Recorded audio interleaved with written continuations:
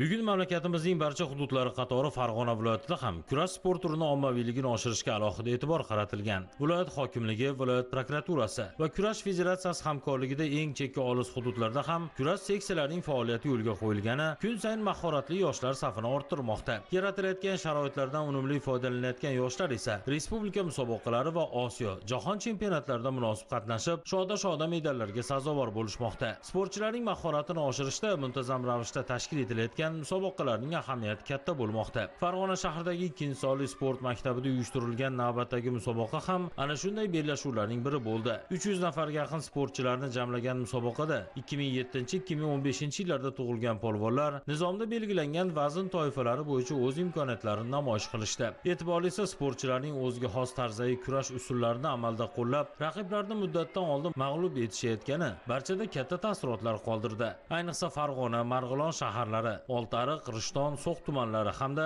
Farg'ona Olimpiya va Paralimpiya sport turlariga tayyorlash markazi tarbiyalanuvchilarining o'ziga xos mahoratlari muxlislarning olqishlariga sazovor bo'ldi. Natijalarga ko'ra Abduqahhor Adhamov, Kamron G'ofurov, Jasur Jahonov, Alisher Ma'rufjonov, Umida Ravshanbekova va boshqalar g'oliblar qatoridan joy olishdi. Yakunda g'olib va sovrindorlar musobaqa tashkilotchilarining diplom medallari va mukofotlariga ega bo'lishdi. Endi g'oliblar viloyat terma jamoasi safidan joy olib, oldinda turgan respublika musobaqalariga qizg'in tayyorgarlik ko'rishadi.